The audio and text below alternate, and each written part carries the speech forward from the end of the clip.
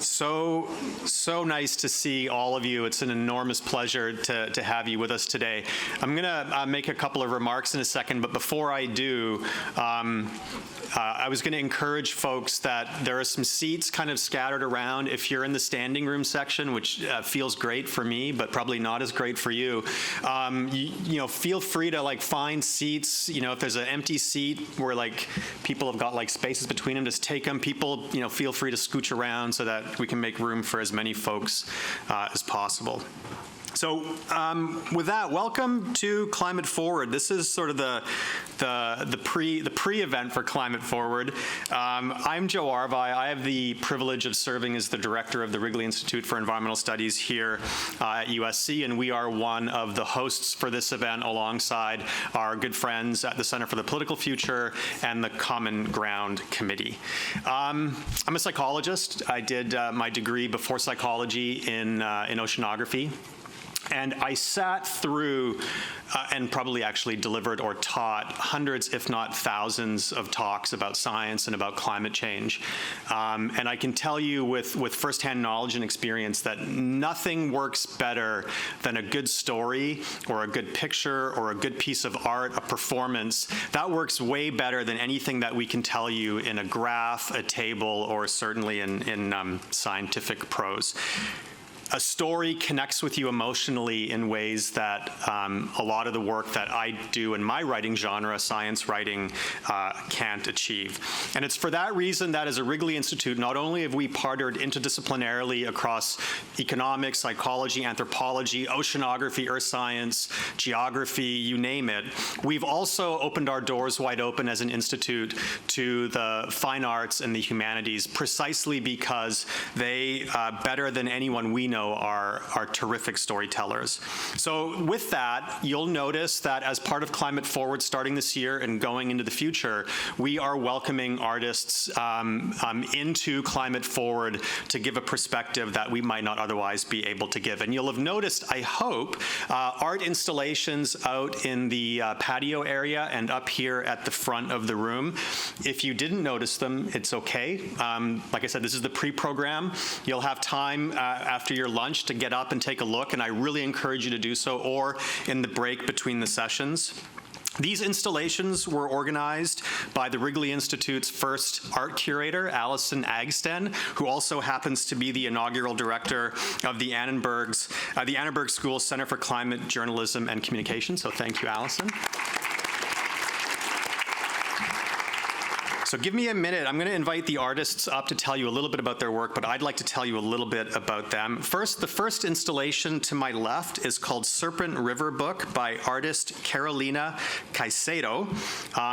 And the other installation out there is by Maria Eberhardt, and it's entitled My Story is a Climate Story.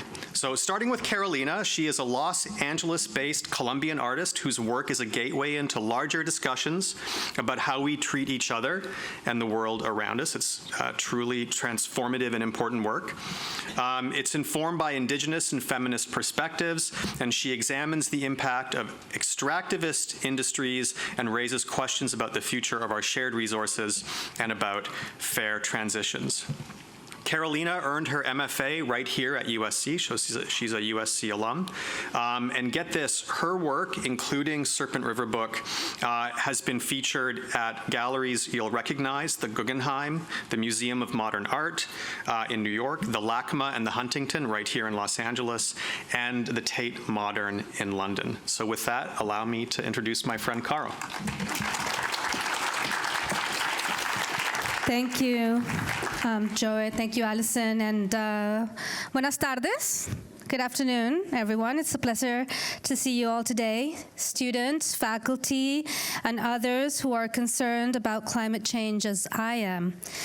We all come to this work from different places, geographically, personally, and professionally. This afternoon, I'm here in my capacity as an artist and a collaborator of the Wrigley Institute. I have exciting news to share about my work with the Institute, but first, let me tell you a little bit about the Serpent River book, and I really encourage you to take a look at it after you're done. I created this artist book in 2017. It combines archival images, maps, poems, lyrics, satellite imagery, and text and photos by community members who live on riverine communities and ecosystems that talk about biocultural diversity. And as you can see, the format is this long and meandering collage, the same as a river, long and meandering.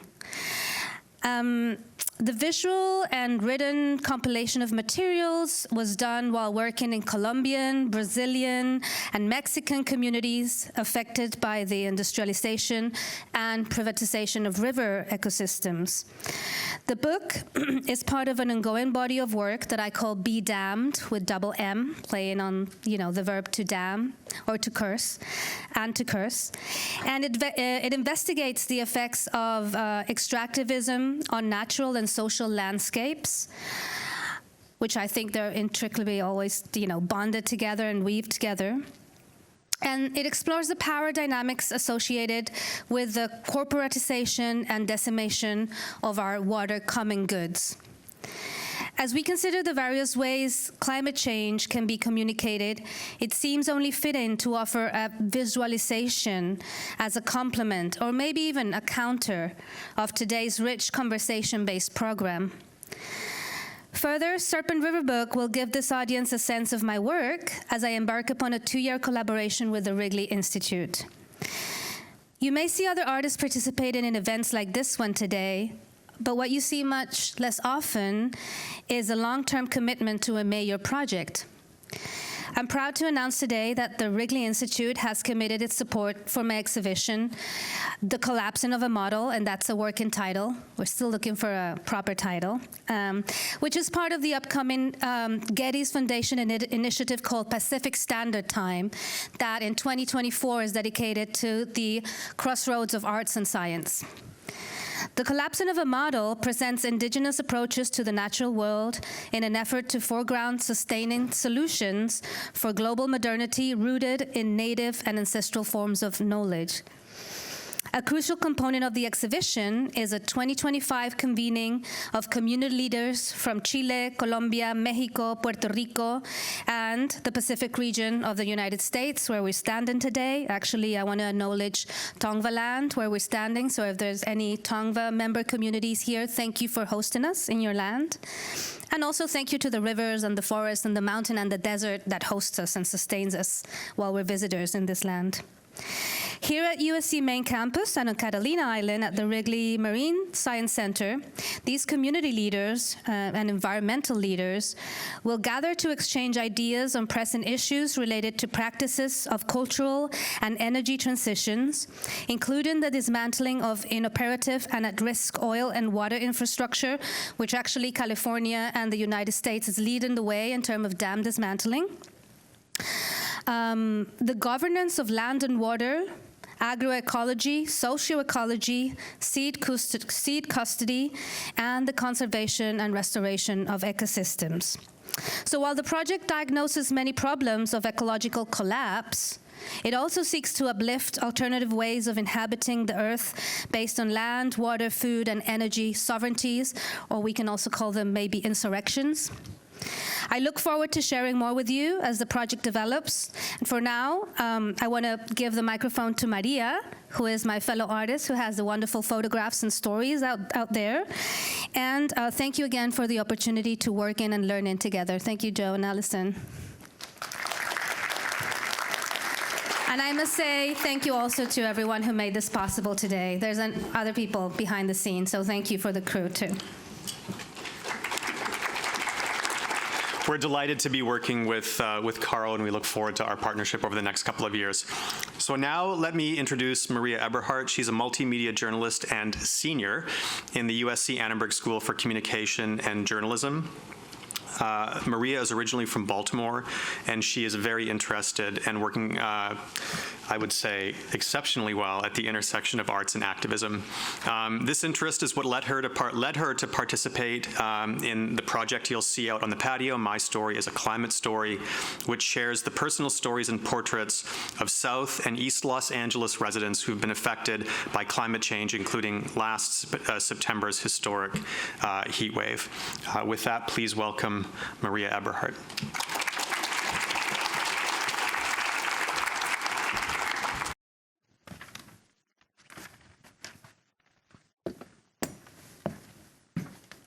Thank you so much for having me today. This is really exciting. When you see visual representations of climate change in the media, it's often a field of windmills or a melting glacier. These images make the threat of climate change seem distant and abstract, but what you rarely see is how climate change is already affecting the people in the city you live in. For this project, I was commissioned by the USC Annenberg Center for Climate Journalism and Communication to capture the Angelenos who are already experiencing the harsh reality of climate change. I shot the portraits last September during LA's record-breaking heat wave. Initially, I wanted to find my portrait subjects through activist organizations, but when I struggled to find participants, I switched gears. Star Montana, my visual advisor on the project and a USC Roski grad, suggested I speak with people on the street about their experiences. Montana's powerful work focuses on her neighbors in Boyle Heights, and she knew that impromptu in-person connections often elicited the best photographs. So I started walking around different neighborhoods in Los Angeles that face the highest risk of climate impact. These communities lack the cooling infrastructure that wealthier neighborhoods take for granted, resources like trees and parks that can absorb heat. I spoke to people outside cooling centers in South LA, walking to class at LA City College, selling t-shirts near Exposition Park, and working at a restaurant in Boyle Heights. Most of them were born and raised in Los Angeles and noticed the unusually severe heat affecting the city. Some of them didn't live in air-conditioned housing, others worked outside in the heat all day. Naturally, they shared a sense of pessimism about progress. As journalists, we need to create people-first stories that humanize the science behind climate change. We must center the people most affected by the climate crisis in our reporting, who are overwhelmingly low income and people of color, and amplify the work they are doing in their communities to tackle climate change. Thank you to the sources who graciously shared their time with me, and Shreya Agrawal, editor of the Annenberg Media's Earth Desk, for helping me shape the written narratives behind the photos. Next week, we'll be installing the portraits and stories at the Wrigley's Institute campus on Catalina Island, the Wrigley Marine Science Center, if you want to see them in person. Moving forward, I want to continue using photography as a platform for people to tell their climate stories and help improve the visual storytelling around climate change. Good afternoon. I'm Bob Shrum, the director of the Dornsife Center for the Political Future, where we strive to model and contribute to a politics that can transcend this polarized era and promote a public dialogue where we respect each other, whatever our disagreements, and where we respect the truth even when we have differing beliefs. The inspiration and impetus for the creation of the center came from Dean Amber Miller, who asked me to imagine and then lead it in 2016. And for more than 6 years, she's been an unstinting champion of our work and the center's guiding ideal. Dean Miller is a good friend, a brilliant scientist whose scholarship centers on the first nanoseconds of the universe. She's also a visionary leader, a vigorous proponent of a university which plays its essential role, not just in education, but in exploring and shaping our wider society. Ladies and gentlemen, Dean Amber Miller.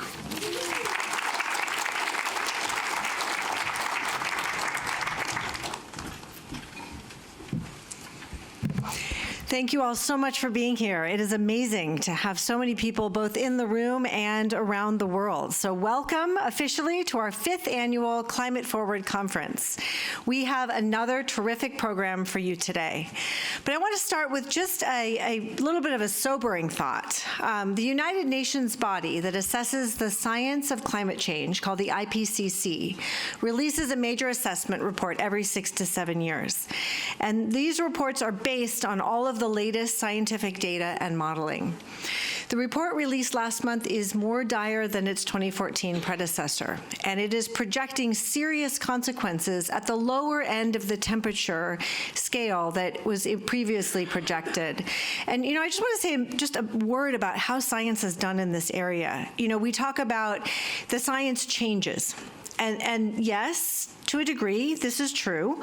But what that means is we have a huge range of uncertainty in what we project based on the data and the modeling we have. And then the data and the modeling gets better and the range of uncertainty decreases, and the new projection reflects that change. It is not that it overthrows or proves wrong the thing that came before. And as a scientist, I just felt like I had to say something like that, because I want to make sure that when I say that this year's projection is more dire than previous, it doesn't mean the previous ones were wrong. It just means they were more uncertain than what we have now.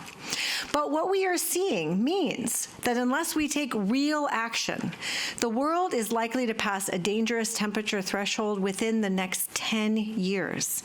And this is likely to result in more extreme weather surges, more food and water insecurity issues, and catastrophic rise in sea levels.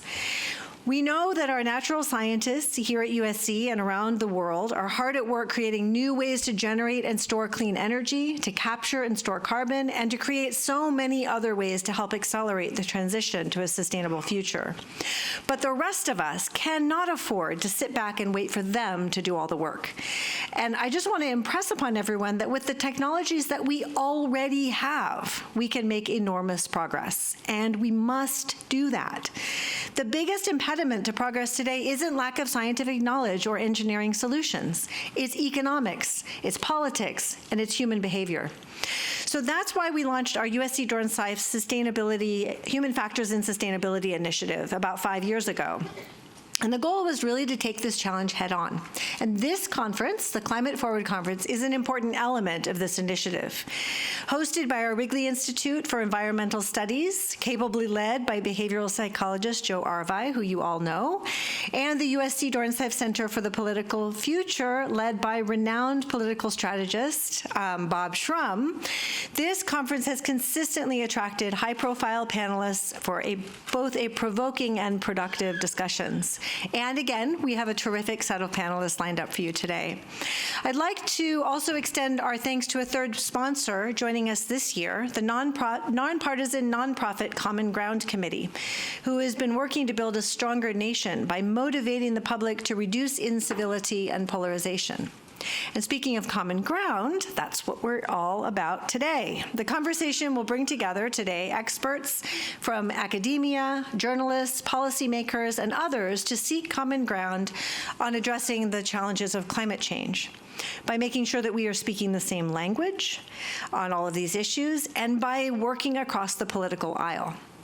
Now, I know that for many of you who are much younger than I am, the idea of collaborating across the aisle seems almost laughable today. But this was not always the case. For those of you who are too young to remember, in 1970, President Nixon, a Republican, played a significant role in establishing the Environmental Protection Agency, with support from both sides of the aisle. In 1987, President Reagan, with strong bipartisan support, signed the Montreal Protocol, which through a global effort restored the ozone layer. And during the Clinton 90s, Congress came together around issues like clean water, wildlife conservation, and reducing the use of pesticides in food production. So our first panel today is going to solve this problem. They're going to tell us how we return to bipartisan cooperation, please, no pressure at all. And our second panel is going to take on the challenge of how experts can do a better job engaging the public to motivate a collective commitment to addressing climate change. And so much of this depends on communication, communicating clearly and using language that people can understand. And I'd like to just point briefly to a recent example right here at Dornsife of the kind of work that moves the needle in this space. Public exchange, if you haven't heard that term, Google it at some point during the conference, because we're doing some really innovative things here. In partnership with the UN Foundation and the IPCC, convened a team of experts led by behavioral scientist Wendy Bruin de Bruin to find out whether the terminology used by climate scientists is actually understood by non-scientists. And after a series of interviews, the team learned that some of the most commonly used climate change terms, like adaptation and mitigation, are very often misunderstood, even in the context of climate communications. For example, when people were asked what mitigation means, many of them explained what litigation means. Sounds similar, but does not mean the same thing. And when asked about adaptation, they could explain all about how you turn a novel into a movie, but they did not understand what it meant in a climate context. So to address these misunderstandings, our team developed a set of recommendations for these communications and have shared those with the IPCC and have worked to get those out. And the team today is helping scientists around the world to better communicate with the public in all kinds of ways. So I hope the ideas that are generated today inspire you all to think about the incredible opportunities we have to create a more sustainable future and the role that all of us can play in getting there. To start things off today, we are joined by one of this university's greatest champions for sustainability, President Carol Folt. President Folt has challenged our academic community to work together on becoming a standard bearer for sustainability and for student engagement. She is a student-centric academic leader, a recognized life scientist, and an award-winning teacher. Please join me in welcoming President Folt to Climate Forward.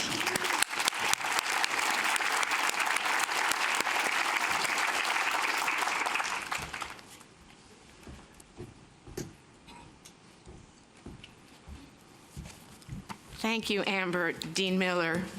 I always love listening to her because I learn something new every time, but that study about language was just phenomenal, and it makes us really think, because if people don't know what the heck we're talking about, we're not going to get very far. So that's just one of the many pieces of work going on here that are just so delightful. You know, she was reminding me as she was talking about the IPCC. I also am a climate scientist, and I worked on the second IPCC. That was the first one. It was back in the 90s, and I was working as one of the main authors talking about climate change in water, in particular in zooplankton and plankton. And in recent years, I've gone back and read those papers that we wrote then. And in particular, we tried to predict just the number of days that were going to be over 30 degrees centigrade. Okay, right there, no one knows what the heck in America we're talking about at over that. But, you know, getting up there in the 90s and things like that. And we made very specific predictions for what it would be under a range of the models at that time, climate scenarios. And in looking at that just about a year and a half ago, first of all, I go, wow, we were actually pretty good in one way. We underestimated it in every single case. And that was almost, that's frightening in that respect, is that those changes in many ways are happening faster than we ever saw. But what gives me hope is what gives me hope all the time, and that's, first of all, we're all here, we're having this conference, the conversation is growing all the time. We've got generations, not just our amazing young generations, but other generations, people who have been working on it for years have said, okay, it's not okay that 30 years later I could still be telling the story of what happened in 1990. You know, it's a moment when I think our resolve and our backbone is getting much stronger. And, you know, people always say it's never too late if you start right now. Well, that is true, and we take that as we look forward. So here we are in this wonderful conference celebrating Earth Month, which I love, and I'm going to start it with a quote from someone I speak about always, Terry Tempest Williams. She's an amazing writer, an incredible, I call her an advocate for the Earth. And she says, "The eyes of the future are looking back at us, and they are praying for us to see beyond our own time." That's what you're doing today. That's what we're all doing. You have amazing speakers, people who care about this so much. They're talking about that care for the planet, but we want to not be saying the same thing in 30 years that we're saying today. We want to see these solutions. We want to see that progress going forward. And everyone in here is about real change. And that's great. So look at that. Take strength from the people who believe and come at this from different perspectives with a sense of urgency. And we can see the images, the melting ice caps. We know about forest fires here in California, everywhere. I mean, the effects of drought have been so pronounced. I was going to reassure you or say that just because we're having a cold spell right now doesn't mean that we aren't having climate warming. You know, the immediate changes that happen don't tell you exactly the long term, but we see those things happening. And I think there's a time for averting your eyes and staying silent, and we're not doing it. And I don't even think you can say that to people who care. You can't tell them that because they won't stay silent, and that is so important. You know, we've got big issues about things like plastic in the oceans, but recently they started to move forward on a UN pact for our oceans. We've known for years that the oceans are sort of a barometer of real problems ahead, but they are making progress, so you keep, how do we continue to take advantage of what we have to push that forward? There's some calculation, there's 21,000 pieces of plastic in the ocean for every person on the planet. You know, so these are something we really want to do, but looking for meaningful solutions means you don't avert your eyes from the ugly truth, too. You can't solve things if you're not aware of them. You need to take that into account and have a realistic understanding of it, but you can't let that destroy your own sense of purpose and optimism. And you need to speak about it, as Dean Miller said, with people from all backgrounds and all perspectives. I don't believe for a second that if you took politics out of most of this, that every person doesn't want clean air and clean water, doesn't want their children to have a good environment, be able to breathe healthy air, have good food, be able to have a safe life. So at the fundamental level, we probably agree on almost everything. So finding our path to that is important. How do we make that difference? There have been things happening at USC for many years in the area of climate change, and in many of those, we have students leading it. We have wonderful collaborations with our faculty and visitors, and I'm going to talk about a few of the things that have been going on recently. You know, I love the story that when I had my inauguration, I was invited to a protest on the very first day, and it was our students who were basically protesting at Tommy Trojan, not protesting an individual, but saying we have to get moving on climate change. And it wasn't directed only at USC. It was a call across the country. But honestly, there are a lot of things we could do better here and have been making a real purposeful, intentional effort to say, if we can't make our own home clean and our neighbors' homes cleaner and better, how can we go out telling everybody else what to do? And that there's been a presidential task force. When I came, I also did an early audit and found that there were something like 23 or 24 different centers and groups working on sustainability, and they were in all of our 22 schools at the university. So part of it was bringing people together so they could work together. And everything you see here was going before and has been a part of that. They have brought together our whole work on Assignment Earth. And so you can slow down there, Jack. Sorry. I'm talking way off my cues, so they're having an impossible time. Stop. Go forward. So one of the things they produced in this wonderful group called the President's Sustainability Workforce was a framework for addressing sustainability, which was called Assignment Earth.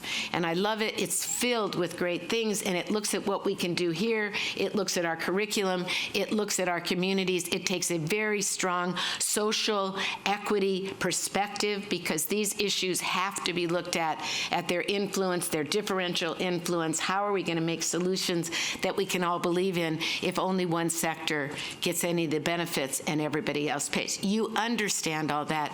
It's really important, and everyone has been bringing that multifaceted approach to it. We're about to open the Sustainability Hub right at the heart of campus, which opens, I think, in another 2 weeks. We're talking about putting one out at the medical school, because it turns out that USC is one of the leaders in championing green medicine.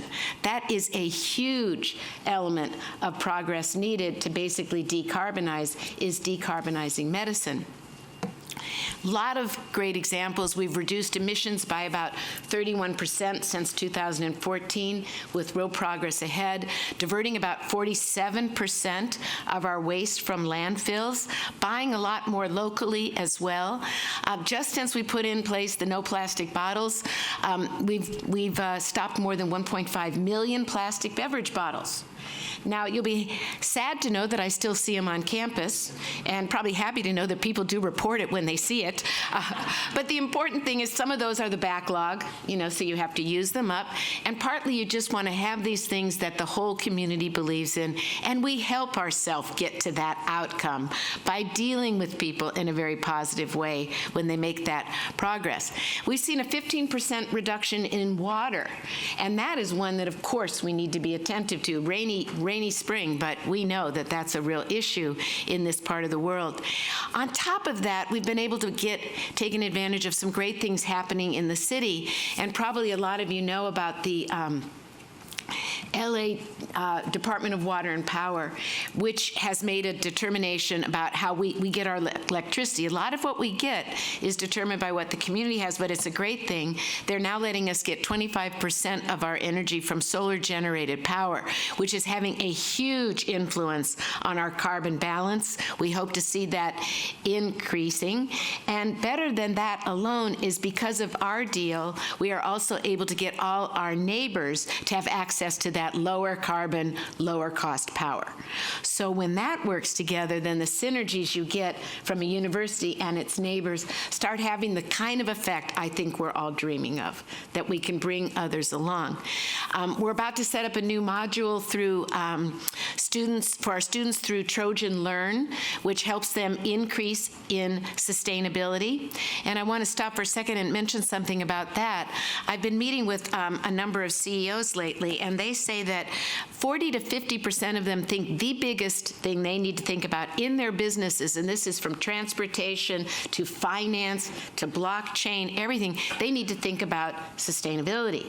And that is creating a plethora of new opportunities for people to learn the skill sets needed to help businesses as they too start thinking about being part of a sustainable future. So everyone thinking about how you combine your passion and your work, there's a lot of opportunity to do it. And I think we're going to see more efforts going in that direction.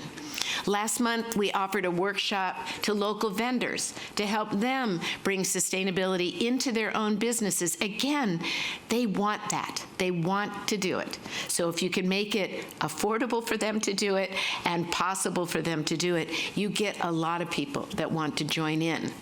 The curriculum's also growing. This is a big area that people have been very active. I think last year we had 17,000 students enrolled in sustainability-related courses. I think everyone would love to see every student involved in sustainability-related courses, and I don't think that's an impossible plan for us. We've also really been growing the research infrastructure. We launched a program this year, postdoc program from people around the country, and are bringing in 5 postdocs to pick big problems on the campus, work with faculty and students across the school to take on some of these big issues in sustainability. And then we have these amazing programs like the Dornsife Wrigley Environmental Communications Internship, which I know many of you know about. But what I love about that is that there is not an ivory tower attitude. These are programs about moving research out of the lab into the community, into real-world solutions, and I think that is a major change in what you might have even seen just 5 or 10 years ago. It doesn't just stay in the lab, and most people working on it don't really want it to, even though much of it has to build from science goals. You're seeing a lot of this coming out of the engineering school, and I was going to give you a quick example of a study led by a Viterbi faculty member, and I think you have to move that up, thank you. And this is Dr. Isam Higi, who was looking at the Nile River Delta. And so a lot of our work takes place overseas. It's not just about what's happening here. But this is a big issue. Pollution is threatening the livelihoods of 60 million people through the Nile. This is like looking at the Mississippi or the Amazon. They have major, massive impact. It has effects on everything, including the health of migrating birds. And that's a large population of the world's birds who are going through that journey along the East African flyway. And he is working with his team to identify the problem which is also the first step. Get your partners, figure out your problem, where do you have influence, and look for solutions that can help really deal with pollution in one of the major waterways in the world. So things like that go together with getting it right in your backyard. And I think that's what you're all talking about when you do this conference today. I think I could probably talk a lot longer than you want because you've got great speakers coming ahead. So I'm going to just bring it a little bit to a close. But I'm going to urge you, students, faculty, our visitors, I think you're all amazing at trying to get people thinking about these issues. But one thing I've been noticing is how important it is to reach across so many different domains. And art is another domain, communications, movie, cinema. This is cinema land that we are in. Journalism, these areas have massive inputs and massive ability to change the perspectives. There's been an amazing set of artistic opportunities here for our students to express their ideas about sustainability through the arts. I urge you, there's a fantastic show going on right now at the Fisher Museum that is about coral reef ecology. You're going to see it there. You're going to see artists and performers and singers who are expressing sustainability. You're going to see engineers. You're going to see lawyers setting up free clinics. You're going to see people building businesses that are sustainability driven. You're going to see our medicine exploding with ideas to get green medicine. You're going to see it in education school. You're going to see it in every one of these professions, the backbone of sustainability that is going to spread into every profession is such an important part of the future. So just keep your eye out for that, and you're going to be the agents that make this all happen. So I look forward to next year when we're going to see more advances and things that happen here and spread beyond. And I just want to thank people, especially I want to mention the Wrigley Institute and Joe, who's here, Center for Political Future, Common Ground Committee. These are special places. And when we open the USC in Washington, by the way, sustainability is going to be a big part of what we're wanting to take with our voice when we're in DC. Staff and student workers that made this conference, congratulations. That's a lot of work that goes into it. Really appreciate it. And I'm just looking at the speakers coming up, and rather than name one and forget all the others, I won't name any and just say they're all awesome, and you have an amazing conference ahead. So thank you. You give me great hope and excitement for the future, and I know feet on the ground, head in the sky. That's where we'll be. Thank you, everybody.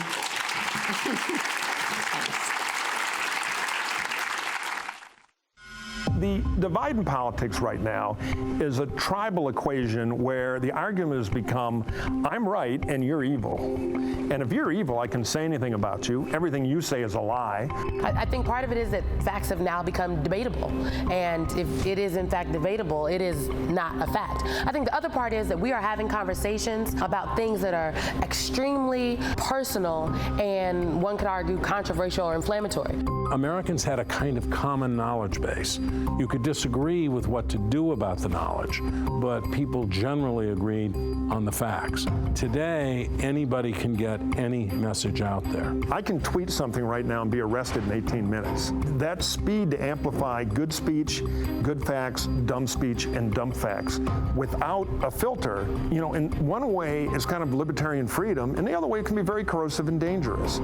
Thomas Jefferson, the author of our Declaration of Independence, wanted people to be skeptical of their elected leaders, challenge them, question them. And the sad thing is we've gone from this healthy Jeffersonian skepticism to a corrosive cynicism. We need to do what we can to push back towards the healthy Jeffersonian skepticism.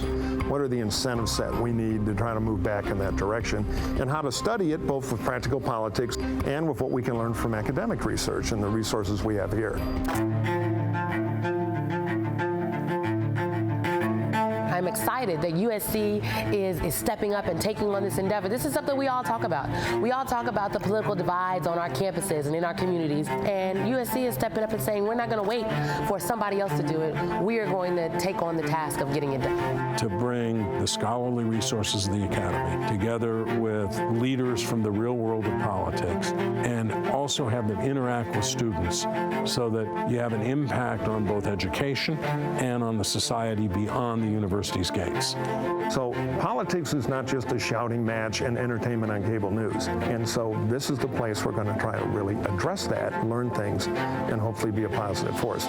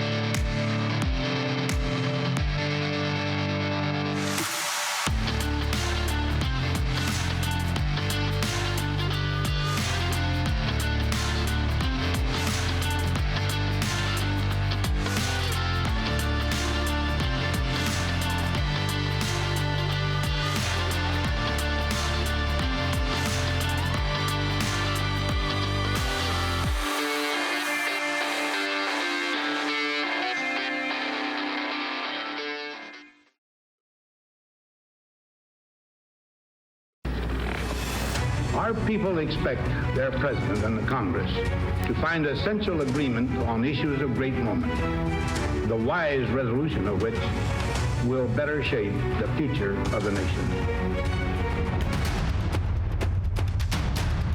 Never better than in those times of great challenge, when we came together not as Democrats or Republicans, but as Americans united in a common cause.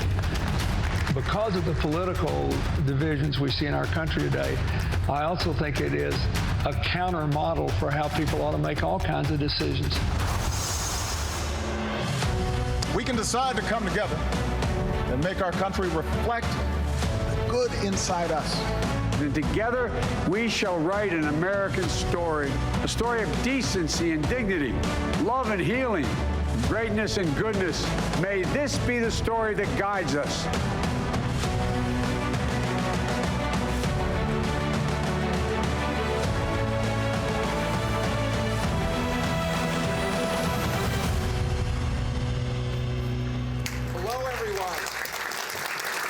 And welcome. I'm Bruce Bond, co-founder and CEO of Common Ground Committee, and we are so pleased to be co-presenting USC's Climate Forward Conference 2023, Bridging Divides, Sharing Solutions, with the U.S. Wrigley Institute for Environmental Studies and the USC Dornsife Center for the Political Future. We are also very pleased that this event is part of this year's National Week of Conversation. And on behalf of all of my colleagues at Common Ground Committee and our media partner, the Christian Science Monitor, thank you all for being with us today. The video you just saw tells you a little bit about our organization. We are a nonpartisan, nonprofit, citizen-led organization bringing light, not heat, to public discourse and working to bring healing to the challenges of unhealthy discourse and polarization that challenge our nation. This is our 20th public forum, and this first discussion will focus on finding common ground on the politics of climate. I'd like to encourage everyone to tweet and to use the hashtags that you see here on the screen. So let's get right to it. We have an incredible panel for you today. I'm thrilled to introduce our moderator, who is a truly legendary political strategist. For decades, he has been one of the most influential voices of the Democratic Party. Please give a warm welcome to the director of the USC Dornsife Center for the Political Future and the Carmen H. and Louis Warshaw Chair in Practical Politics, Bob Shrum.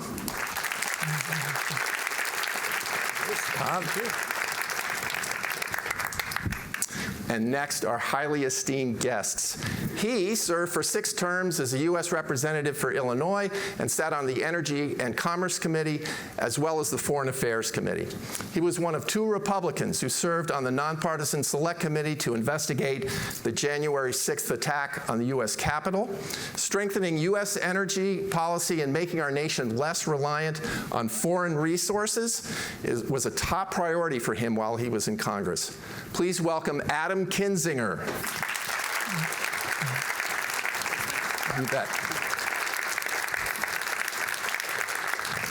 She served as a United States representative for Florida from 2016 to 2022, where she gained a reputation as a tireless champion for public safety, civil rights, and the rule of law.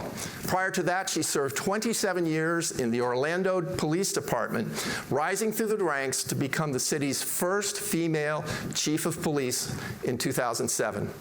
In Congress, she served on the House committees on the Judiciary, Intelligence, Government Oversight and Reform, and Homeland Security, and she was on Joe Biden's shortlist for Vice President in 2020. Please welcome Val Demings.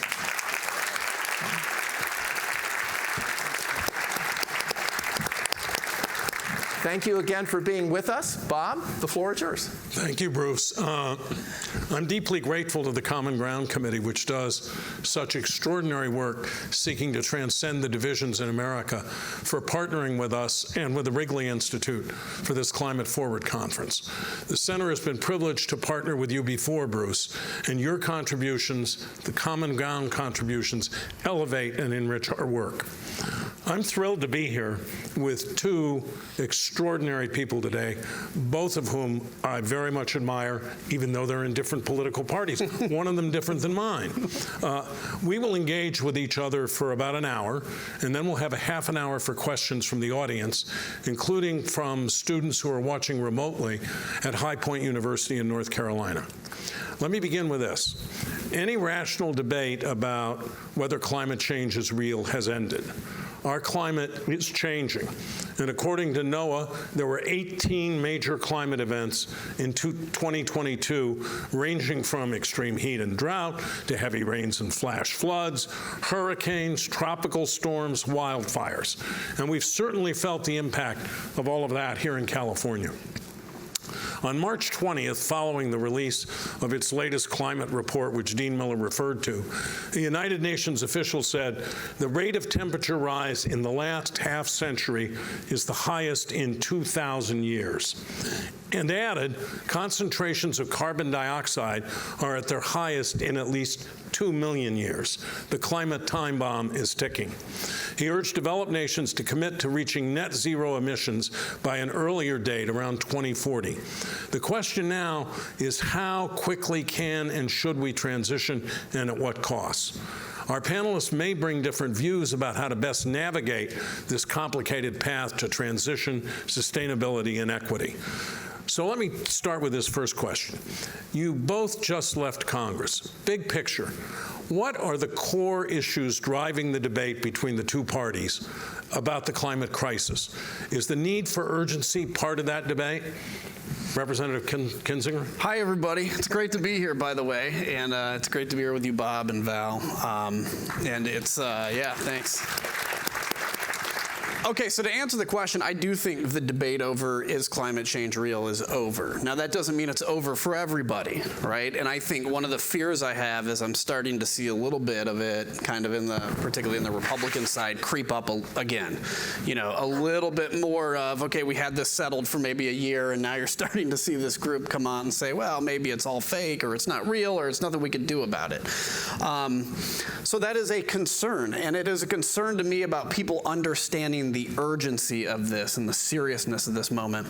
But I also think if we, you know, in the theme of common ground, if we look at where we are, I think we're in much greater agreement between Republicans and Democrats and everybody in Congress particularly than we've been in a very long time. Now, there's a lot that I'm sure we're going to explore in terms of what are those agreements, what are those areas of disagreements. But yes, I think the recognition is there that we have to do something.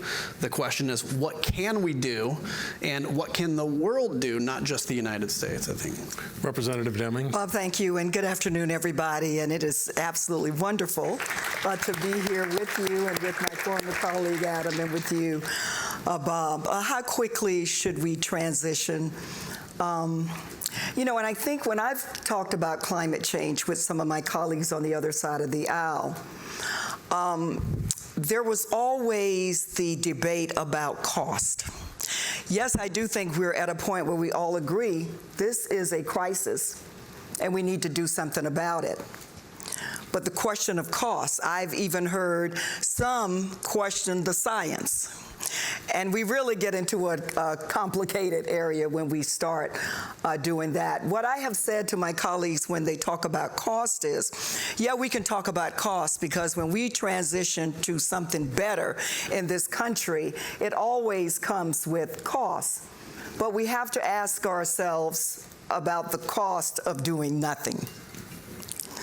When I think about our communities, I think the bottom line is this, and I think Adam and I would both agree on this, that every community, regardless of who they are, the color of their skin, how much money they have, what zip code they live in, deserve to live in a community where they have clean air and fresh water that is affordable. That is the common ground where we can agree. But getting to the bottom line of, okay, if we agree that we've got to do something about this crisis, I'm from Florida. I certainly know about, some say Florida is ground zero as it pertains to climate change, global warming. Now that we agree on that, the American people send us to Congress and all of the lawmakers at all levels to solve problems and to do something about it. And that's what we need to do. I want to follow up on what you were both talking about in terms of common ground. Your comment, there seems to be some creeping up in the Republican Party of skepticism on this issue again. According to the Pew Research, 42% of all adults now view climate change as a top priority. But that number is 54% for young people, 65% for Democrats, but only 11% for Republicans. Is this lack of consensus one of the barriers to taking effective action? Is that for me? Yeah. Yeah, it could be either of you. Yes, I mean, I think that's part of it. If you ask somebody, what is your top priority, and somebody doesn't agree with you, it's going to be hard to come to action on that. Now, I think it's interesting because in polling, a lot of the times you run into if you ask somebody, is climate change a problem, you'll probably get 80% yes, let's just say, theoretically. Then the question is, what is the top problem that you consider right now to our existence, in essence? And that's where you get the difference. Maybe Democrats lean more towards climate change, Republicans may say more towards whatever the issue is of the day. So I do think it's a barrier. I think the biggest barrier to action, though, Bob, is not necessarily a disagreement on this issue. It's how does base politics work, right? Everything you have to do in Congress and in politics today is to get through a primary. And what you've seen, particularly in my party, is that the primary becomes whoever says the most extreme thing, that now becomes the baseline for what everybody else has to believe. You know, if you go to a Lincoln Day dinner, which is like all the Republican groups would get together, that's how they'd fundraise. I could go there and listen to what 2% of the people were talking about and know that when I went there next year, that's going to be what 80% of the people are talking about. And so when it comes to climate change, there may be this agreement that yes, climate change is an issue, but then somebody comes along and says, actually, that's the deep state that's telling you that that's an issue.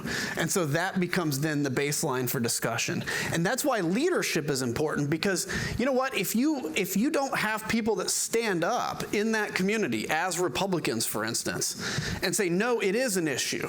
Do you care about your children? You do, okay? It is an issue.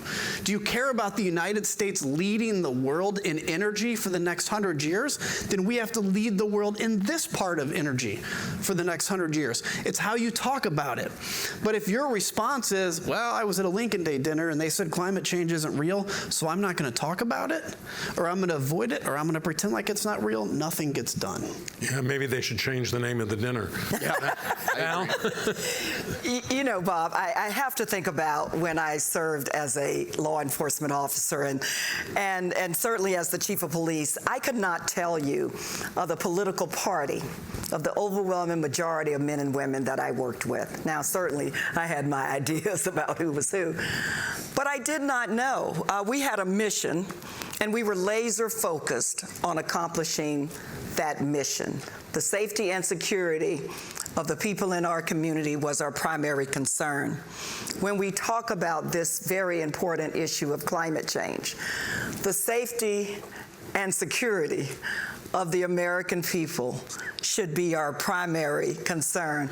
Bob, you talked about the majority, there's an overwhelming majority of young people who believe that this is a serious issue, that is a crisis. But if we think about historically in our nation, some of our greatest accomplishments, it was always the majority of young people who thought that this was an issue that needed to move forward.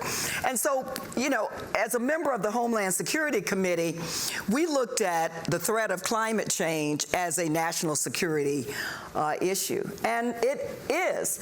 And so there are just certain things that should be out of the political realm. Look, we can talk about a lot of things, Adam and I have, and with some of our other colleagues on both sides of the aisle that we did not agree on. But when it comes to the health and safety and well-being, safety and security of the American people, that should never be one of those things that politics will impede. And certainly, we listen as elected individuals. We're going to listen and pay attention to our constituents, right? Of course we are. We're going to accept feedback and listen to what they have to say. But in the area of safety, we've seen what climate change has done. We've seen what global warming is doing. This should be one of those issues that rises above politics, and we as elected officials should lead the discussion in our communities, in our district, for the American people, and quite frankly, lead around the world. So you talked about your conversations with colleagues across the aisle. Did you find that there were folks in the House who knew this was a big problem, but for the very reasons that Adam talked about, were unwilling to speak out about it? You know, look, when I went to Congress, I took that same spirit and attitude that doesn't really matter what political party you're in. We have always been a strong two-party system. I think we need that, right, to come up with the best agenda for the American people. But I can remember talking to some of my colleagues on the other side of the aisle after some of the votes that we had taken. And it seemed like the votes were so far out there, and these colleagues were reasonable people. I remember going into the office of one of them. I walked in and closed the door and said, "What was that? Why did you just vote for that? You cannot believe in what you just voted in favor of." And you know what he said to me? He said, "Val, you don't understand. They come to my house.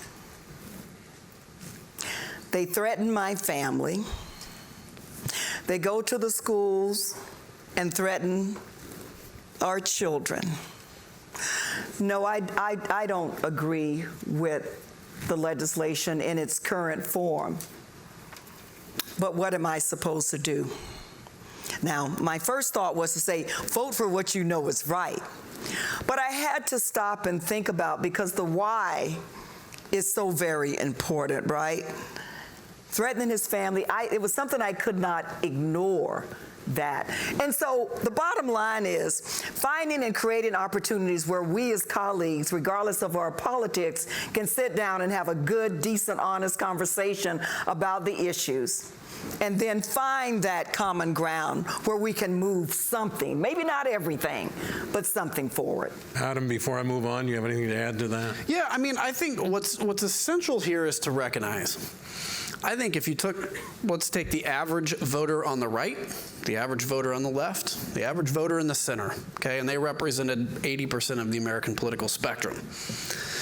And every one of those people had an opportunity to push a button that simply magically turned us into a country that uses green energy and not carbon-based energy. I think they would all push that button. Why do I say that? And why is it important to say that? Because the goal, I think, of a lot of people, even if maybe some on the right don't prioritize it as highly, the end state goal is the same. There's exceptions, of course. But generally, the end state goal is the same. The question on that is, and where the disagreement, I think, is sometimes between the parties, is how do we get there? We actually may even agree on how to get there. We talk past each other on the motivation sometimes, but it's how do we get there? How quickly can we get there? And how can we do that? You know, is it through government action? Is it through the free market? Is it through some mix of the same? And I have actually been a little heartened over the last few years to see that there is, particularly in my party now, a recognition that you can be pro doing something about climate change and survive. There are some pretty brave Republicans in some cases, right? It's not many of them, but that talk about climate change as a priority. And so I think a lot of the disagreement, a lot of the areas we have to figure out is, look, I could sit here and say, you know, Val and I disagree on this one issue, and we can debate it. You're not going to convince me, and I'm not going to convince you. But we could also discover where actually do we agree and what can we move forward. And I got to tell you, on that issue, on the issue of guns in this country, on all these issues, if we can begin to move forward on immigration, I mean, I could lay out a plan that 80% of you agree on immigration. The problem is neither side wants to talk about it. And by the way, that's, particularly for you young folks, that's your job, because you are going to be the generation that saves this country. It's not going to be us. Okay, let's talk about the legislation that Congress has actually been able to pass. Here's Energy Secretary Jennifer Granholm laying out the Biden administration's climate strategy through 3 bills passed last year in the last 2 years during the Biden administration. As you know, we have passed the most ambitious climate and clean energy laws in United States history. I call the bipartisan, this is how I refer to it, the bipartisan infrastructure law is really sort of the backbone of the president's strategy, because it really invests in the frame, the scaffolding of our nation's clean energy infrastructure, including our electric grid and next generation technologies like clean hydrogen or long duration storage or carbon dioxide removal. Some of you are really familiar with those. These technologies are all going to be located in large-scale demonstrations in communities across the country. Many of your cities are already involved in these applications. So that's the first bill, the backbone. The second is the Chips and Science, which is, of course, the brain, which strengthens our competitiveness by boosting domestic semiconductor manufacturing and driving innovation. And those are going to be factories all across the country, too, and some of you have experienced that. And then the third is the Inflation Reduction Act, which really is the lungs of the strategy, because it breathes life into the clean energy economy through what I think are irresistible financial incentives for families and for businesses to adopt clean energy technologies and save money. So altogether, these 3 laws form really a modern industrial strategy, because they're going to create millions of jobs, and they're going to bring supply chains home. They're going to give American families more breathing room. They're going to give our planet a fighting chance. Okay, let's show everyone how you both voted on these 3 bills. We see some common ground here. Let's focus on the climate-related portion of these bills. Congressman Kinzinger, why were you opposed to the Inflation Reduction Act? Was your opposition climate related? No, it wasn't climate related. Look, I think I was the only guy to vote for the Chip and Science Act, actually, as a Republican, by the way. I'm just throw that out there. That's the only reason it can be called bipartisan. You know, and I had worked on a significant part of that bill, and I will go on this theme, as a Lincoln Republican, I believe in the role of the federal government. I believe in the role of building infrastructure. Right, I think that's an extremely essential role when you talk about interstate commerce. So my opposition to the Inflation Reduction Act it had nothing to do with the environmental stuff. Generally, look, in 12 years of Congress, I have learned one thing: every bill has really good stuff in it. Every bill has really bad stuff in it, right? And you can always find a reason to vote for or against anything. And so every decision you make has to be on the basis of kind of weighing those options. So sure, with the Inflation Reduction Act, there was a lot of stuff in there I liked. I liked the cap on prescription drugs in some areas. I liked the investment in green technology. But you have to sit here and look and say, okay, I have to weigh the fact that we have $31 trillion in debt in this country. We are $31 trillion in debt. How do we both make wise spending decisions, but also say, how do we encourage, which, by the way, one of the greatest amazing things that doesn't get talked about enough in this country is the fact that the private sector has stepped up and made money and invested in reducing America's carbon output. And so there's a debate between what role does the government play in that and what role does private sector. So yeah, you just have to, every one of these bills, you have to sit and you have to weigh and say, I'm going to go this way. Yeah, I'm going to follow up on that in a minute, but first I want to ask Representative Demings, how far... Why did I vote for all three? No. How far do these three bills get us toward meeting the challenge of the climate crisis? You know, Bob, thank you for that question, and there is no doubt we still have a ways to go, right? But as the Secretary summed up very nicely, the Inflation Reduction Act is the most aggressive clean energy legislation in the history of this nation. Investing in clean energy, investing in environmental justice. We haven't even talked about the effects of climate change and global warming on underserved communities. We will, I promise. for decades. So, no, we are not where we need to be, Bob. We still have a ways to go. What's that saying? We didn't get here overnight, so we certainly can't solve it. But the most aggressive legislation in the history of our nation, and cost is always a concern, Adam. And the private sector does have a major role to play and plays a major role in this, but government, good government, has to lead the way. So you think about the number of jobs that will be created over this decade period, $370 billion investment. No, we're not where we need to be, but doggone it, we're sure on the right track. I'm proud of the legislation. Yeah. So let's go to what you were both just talking about. It seems obvious to me that some governmental climate regime or regulatory structure is needed to systematically reduce carbon emissions and reach goals like the ones set a few years ago in Paris. To each of you, what is your view of the role of government, its limits, and its relationship to the private sector and state and local efforts? Val, you want to start? Look, as a former police chief, we were always better and wiser when we worked along with our federal and state partners.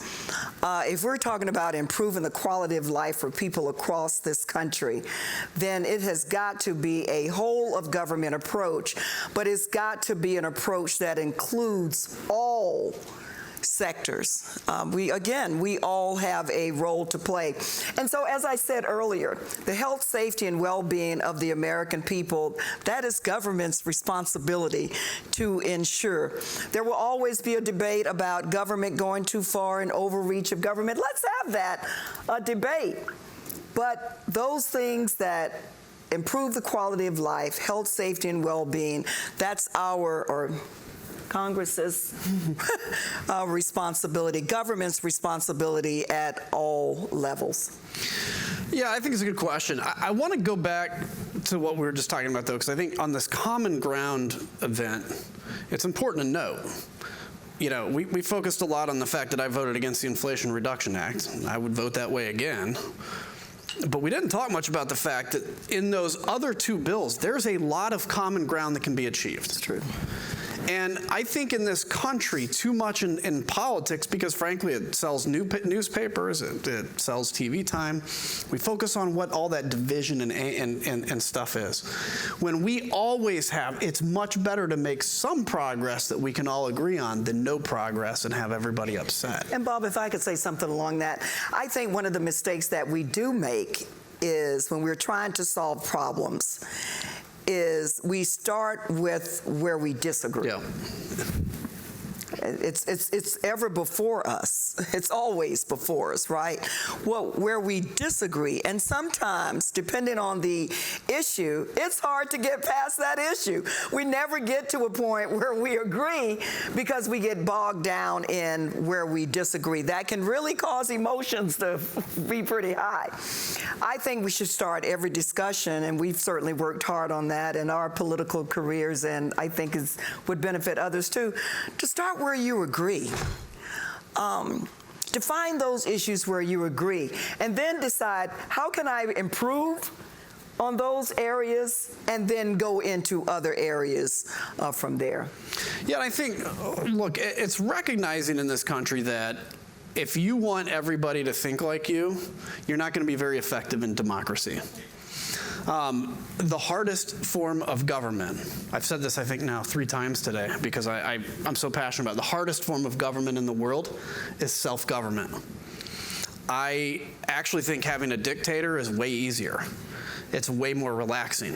You don't have to make any decisions. You don't have to come here because you have no input on what the future of your country is. You just get to eat, drink, and be merry, right? Self-governance is hard. The hard part about self-governance is recognizing that people that think very differently than you also exist, right? It's hard. It's hard for all of us. And I think that's where the tendency to talk about what divides us and what makes differences there. In terms of my view on this issue, you talk about what is the role of government and climate? Government, private sector, state and local. I view it as government's best job that it can do is incentivizing. It can incentivize, let's take solar, for instance. Let's take wind. Production tax credits probably could not have existed on their own without the government providing incentives for wind and solar to come forward and to exist now as a thriving industry. That is an important role for government in my mind. Figuring out energy grid issues. So we talk about green energy. What some of the difficulties with solar and wind? Well, you can't control when the sun's out, you can't control when the wind blows. And we don't have the ability to massively store energy yet. Maybe we'll never get there, maybe we will. This is what a lot of this development is happening. But the government can come forward and say, how about, for instance, peaker plants? What are peaker plants? They're the plants that come online when energy is needed. They come down when green is producing. They use natural gas, which is a much cleaner source of energy than, typical carbon-based. It's not clean, but it's cleaner. And so being able to overall have a government that can strategize things like grid issues, things like transmission issues, things like incentivizing new technology, things like, by the way, what is the cleanest form of baseload energy? It's nuclear power. Germany shut down all their nuclear plants, which is why they had to build Nord Stream 1 and 2. And that made them, up until recently, reliant on Russia for energy. So it's thinking through those. That's what I consider, frankly, the role of the government to be, is kind of that overseer and thinker, because the free market can, if you say, hey, we want to incentivize a new way to store energy, I believe the free market is really good at figuring that out because they can make money at it and they can invest in it. But where there's not a profit incentive, that's where the government, I think, has a role to play in those overall strategies. Is that a place where you would agree? Government is setting the incentives? I think government setting the incentives is a part of it. As I said earlier, state, local, federal government working together, and the private sector plays a role in that. I think having incentives for the private sector is a major way to get their participation and buy-in. But when I talked about a whole of government approach, it's not just on the private sector, because they don't have the responsibility of the health, safety, and well-being of the American people. They are a partner, though, in the process, working together. I think the bottom line, what Adam is saying, is that working together, we can make a difference. Okay, let's turn to climate justice, which you mentioned a few minutes ago. Low-income areas are hit harder by climate disasters, affected more strongly by climate change. How can this be addressed through environmental legislation or regulation so that we achieve some measure of climate justice in this country? If you are an elected official at any level of government and you don't care about that, shame on you. For decades, there are underprivileged low-income areas, predominantly of black and brown people in this country, who have been affected for decades as a result of the lack of attention in terms of economic justice. We've seen it on the news. We've heard about the highways that were built through black and brown communities and caused health issues for families living in those communities. How many times in how many communities have we heard about the quality of the drinking water? Now, there are just some things you shouldn't have to worry about, because we are in office dealing with those problems. But here we are in the 2000s, in 2022, 2023, hearing about children in Michigan who do not have access to clean drinking water. Problems over and over and over again. Now, Bob, if you are holding up a seat in office, I don't care what party you're in, how can that not be important to you? And how can you not reach across the aisle and work with your colleagues on the other side to address those environmental justice issues? And, Bob, you address them through legislation, and it starts with something I said earlier that's really pretty simple, but I think every person can understand it if we put it in these terms in this very complex space. Every person living and working in this nation, the greatest nation in the world, should have access to clean water, clean drinking water. If we agree on that, that ought to be pretty doggone simple. And so we need to focus on, we did it through the Homeland Security Committee, national security issue, and we also talked about economic justice through the Judiciary Committee. But this is an issue that all of us, everybody, should care about, which includes and involves the least of these. We become better when the least of these become better. Yeah, I couldn't say any differently. I mean, I think, yeah, that deserves it. No, I can't say anything any differently. I mean, my view on what is the role of government is to ensure that everybody is treated equally, both by government service and by the law, which is kind of relevant today. So yeah, there's nothing I would disagree with what you said. Okay, so the chief of the UN panel that just issued this report urged the world to reach net zero emissions by 2040.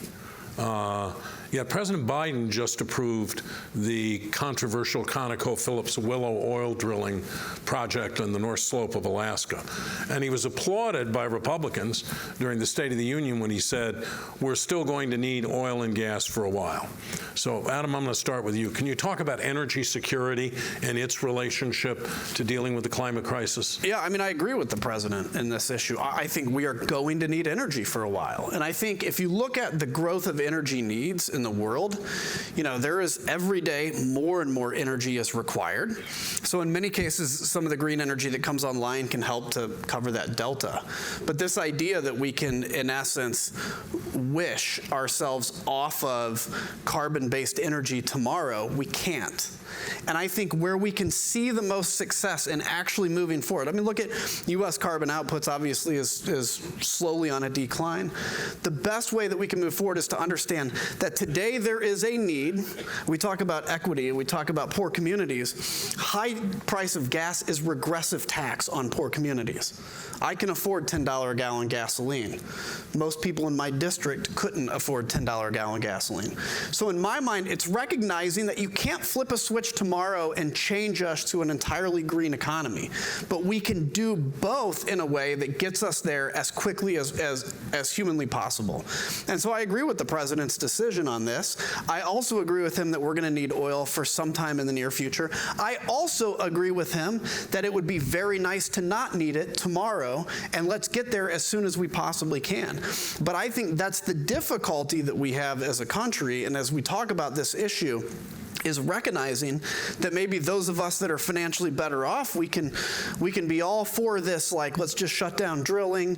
You know, when we do fill up the car, it's probably going to end up going to some dictator in the Middle East or Russia, which is, by the way, a huge national security problem, right? The United States being the leading producer of energy is a huge national security benefit to the United States of soft power. It gives us the ability, for instance, to fight Russia in Ukraine through giving aid, because we can help offset some of the costs to Europe in that, and as well as investing in new energy. So yeah, the bottom line is this is a process that takes time. It is a process that will happen, and it can't be done tomorrow. Yeah, Val, President Biden has been criticized by some in his own party and by some environmentalists for moving ahead with that oil and gas drilling decision, for saying we need oil and gas into the future. Is he right? And where do you think most of the Democratic Party stands on this? Well, you know, let us not forget that the Willow Project was started under, or approved initially under President Trump. President Biden initiated several executive orders really reiterating his opposition to the project. They were ruled unconstitutional by the courts. I do understand the disappointment from certain groups and from members of the Democratic Party, because it is contrary to what President Biden said he was going to do. But circumstances did change. I do think we should focus on energy independence. We might argue all day long about how to get there. Russia's attack on Ukraine changed the circumstances on this issue.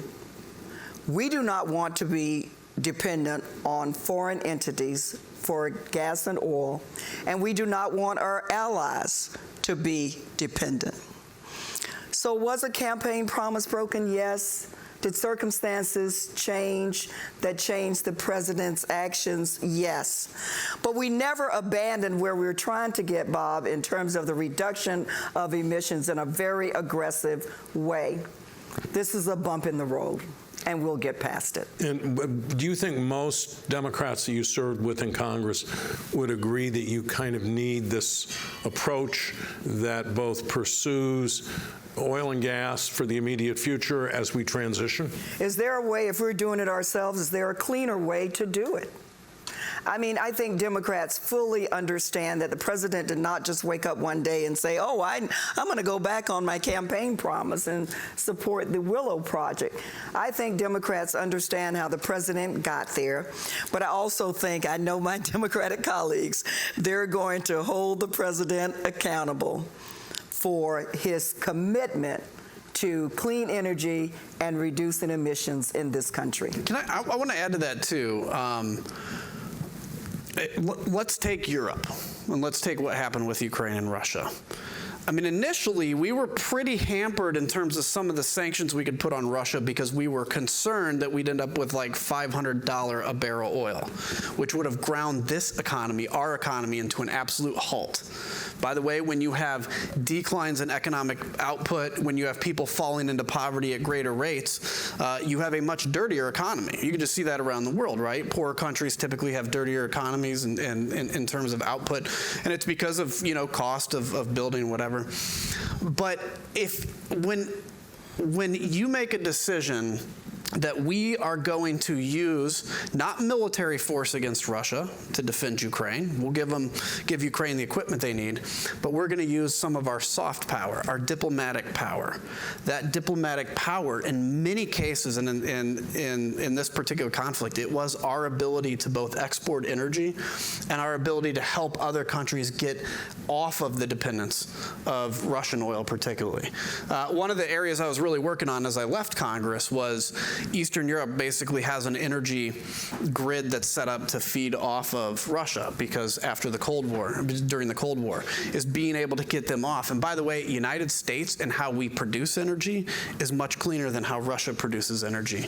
So I think it's looking at those incremental gains, understanding that, as Val said, this is a balancing act. I'm certain that President Biden did not enjoy what he did, but he recognized, to his credit, that this was a very different moment.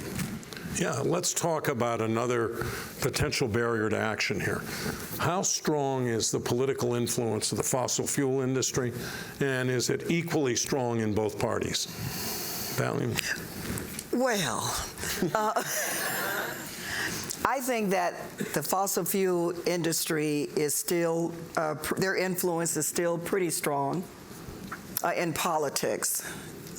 Now, my perception is that it is particularly strong in the Republican Party and not so much on the Democratic side of the aisle.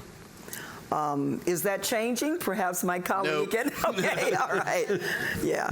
And so if you are dependent, as we talk about energy independence here, if you are dependent on a certain industry to finance your political future that is contributing to our environmental problems, then that is a barrier to moving forward. So here's where I'm at on it. Yes, I think everything you said is accurate. I'm less of a believer anymore with the amount of money that's come into politics that a $5,000 PAC check is influencing too much anymore. And I'll digress for 30 seconds and get back to this. Where this country has a problem is we're becoming an oligarchy. We're becoming a political oligarchy. In Illinois, we elected a Republican governor who was a billionaire, so they had to put a Democratic governor who ended up beating the Republican. He had to also be a billionaire so he could spend to compete with the Republican billionaire. So then the Republicans this last time had to go out and try to find a billionaire who actually lost in the primary, by the way, to a really crazy dude. But, and so that happens too in the political thing. So I can raise, as a member of Congress or as a candidate, we can raise up to a certain amount from individuals, a certain amount from PAC. And, you know, if we have a really good fundraising cycle, it's $2-3 million, let's say. But then one of those oligarchs, so to speak, can come in and decide to start a super PAC and spend $20 million in your race, either against or for you. That is a huge problem in this country, by the way. Yeah. And that takes, by the way, constitutional amendment. So let's be very clear how hard that is to deal with.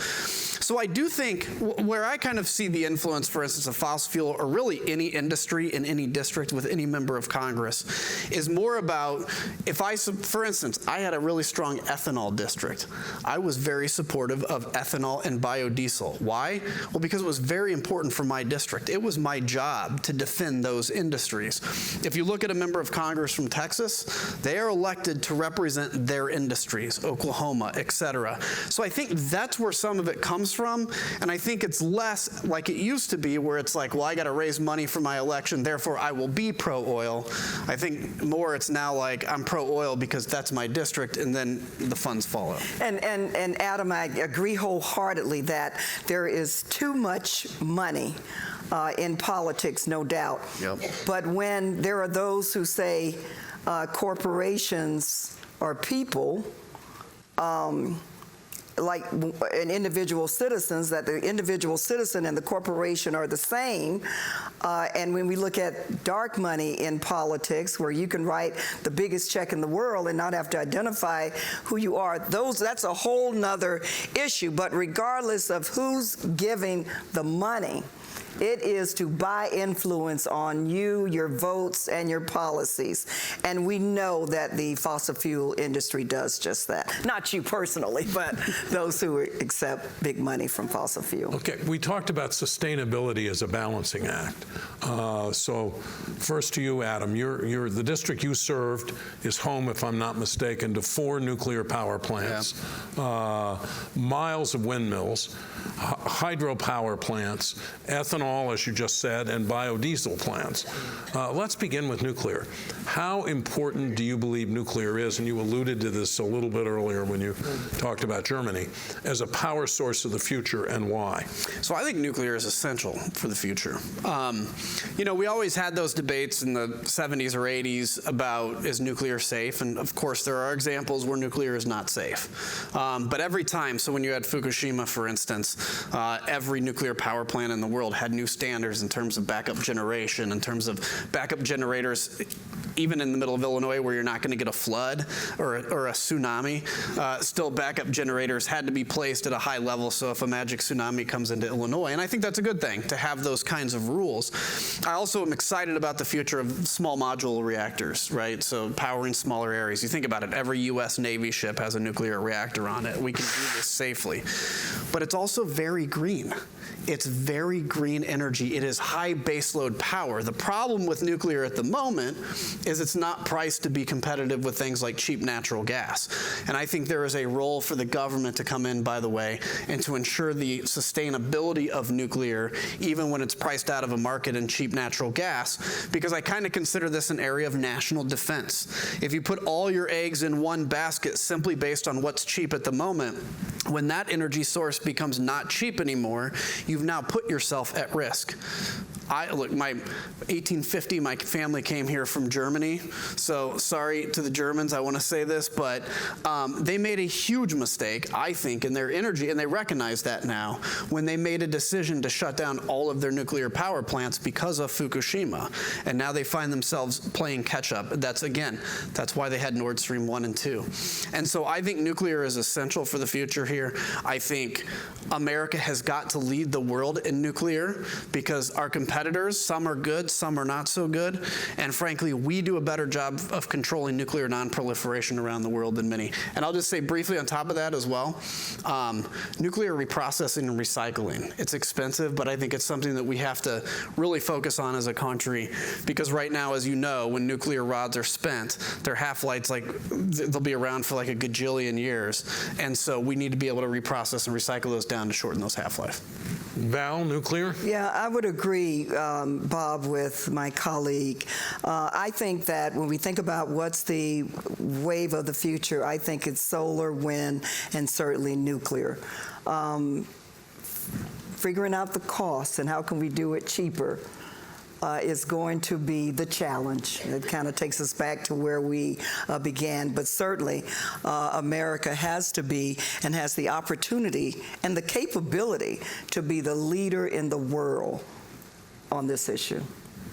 And how do you get public opinion to the point where when you have a 3 Mile Island or you have a Fukushima, there isn't a huge outcry, as there was in Germany, that we got to shut down all these nuclear power plants? How do you get people to the point where they feel some sense of reassurance that, yeah, there's been this accident, but it's not going to happen very often. It's going to be very, very rare, and we can contain it.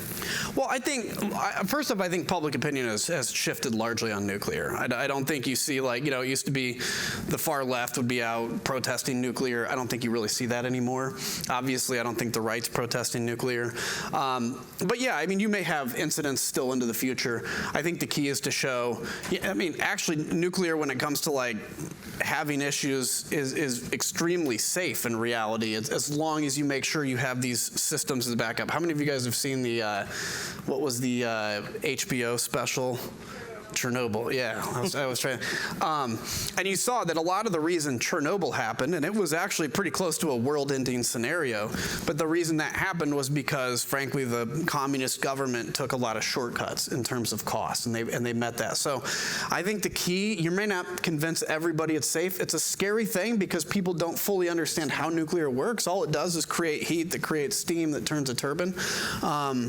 But I think it's just it's constantly for people that are interested explaining why it works, and if you have an issue, making sure you're doing things to take care of what caused that. Okay, let's talk about some other potential energy sources and ways to mitigate the climate crisis. Talk about electric vehicles and charging infrastructure. How do we power them? and make electric vehicles affordable? And how can we do it equitably? Are Americans ready to make that kind of change? I think Americans are ready. Not everybody. But I think we're doing a decent job, and certainly the legislation that we passed, the investment in electric vehicles, certainly gets us moving quicker in the right direction. Bob, it comes back to educating the public, though.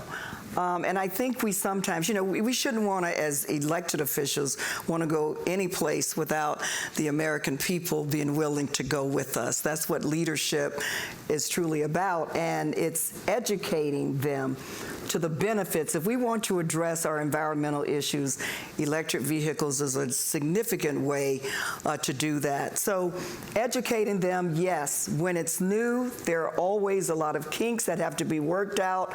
We've got a long way to go, even as it pertains to electric vehicles and the infrastructure. Some of the investments in the legislation is investing in the infrastructure to make it work, to make it more accessible for the American people. We think about some technology when there were only a handful of people not that long ago who could afford to get there.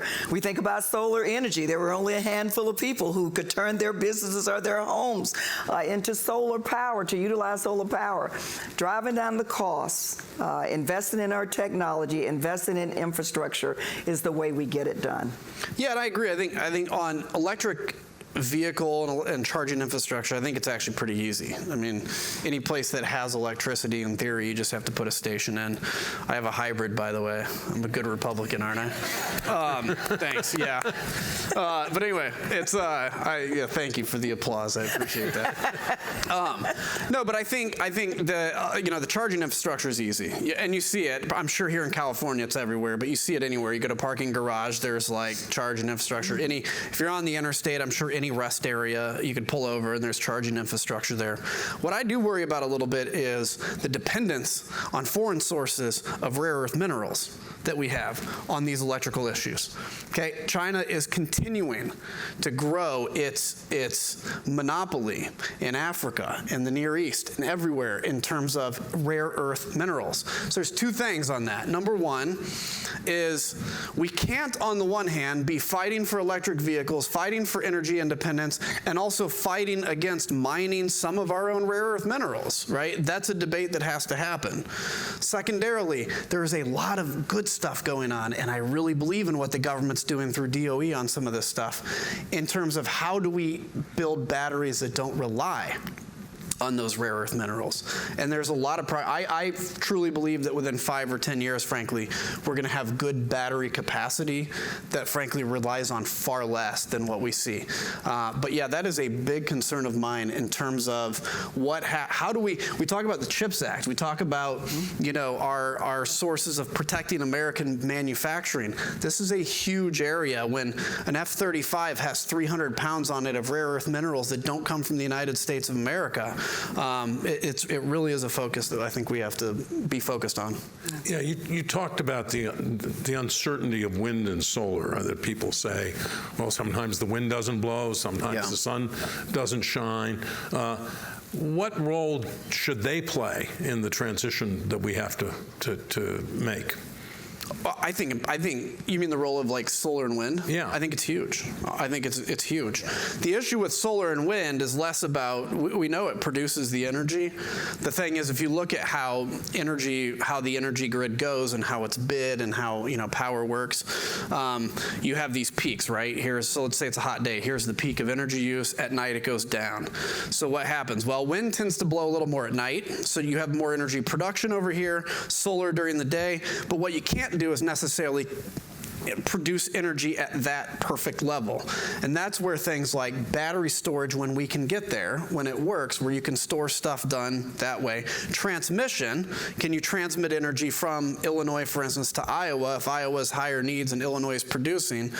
And lastly, this idea of natural gas peaker plants. So There was a plant in my district. Basically, it's this turbine, and it can come online with jet fuel, or no, with natural gas, and create a whole bunch of energy. It came online 5 days a year and made enough money to exist.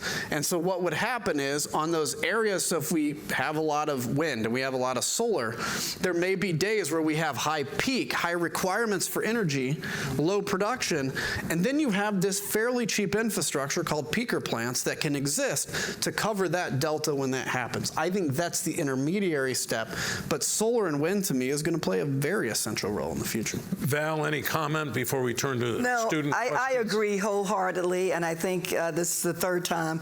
I think it's solar, wind, and nuclear energy. I think that is the wave of the future. We have some kinks that we have to work out in terms of storage and transporting and all, but I think that's the direction we clearly should be going in. Okay. Now we're going to turn to the audience. Let's have students, only students at the mic on my left here. Students and others can line up at the mic on the right. We'll have about a half an hour for questions and answers. So to fit in as many people as possible, let's keep the questions and answers brief, and let's make sure they're questions, not comments. Our first question is from our High Point University watch party. Why be concerned about a degree or two change in the average global temperature? Who will be affected most, and does a 1 or 2 degree change make that much of a difference? Make that much of a difference. A difference. Can you all hear me okay? In Florida, we're dealing with sea level rise in South Florida, severe flooding in South Florida. It is the result of a 1-inch change over decades. So it can make a difference. And as long as we do nothing, it does not correct itself. It just gets worse. You know, as we have this debate, as we talked about earlier, that is the reality. That's what the science proves for us. That's what the experience demonstrates to us. 1 degree in Florida, also we're seeing, because of global warming, we're seeing more intense weather, hotter days, extremely hot days that you all know, all of the health issues that creates, especially for our populations in Florida. And so it may not seem like it's critical, but it is a part of, it has to be addressed if we're going to continue to deal with our flooding issues and save lives as well. Yeah, I'll just trust the science on this. If 1 or 2 degrees, they say, makes a difference, I believe it. Yeah. Okay, we'll take a question from here.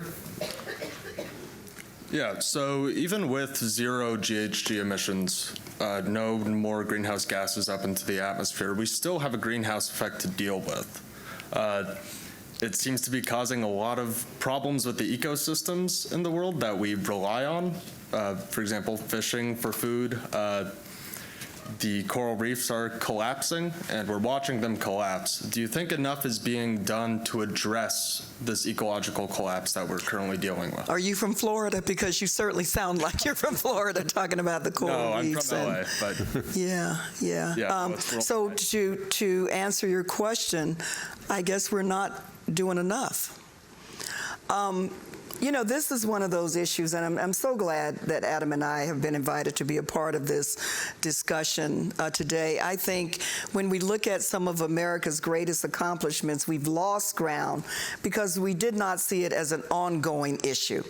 We've reached our goals, net zero emissions, for example, and we celebrated and we moved on. But this has got to be something that it's got to be an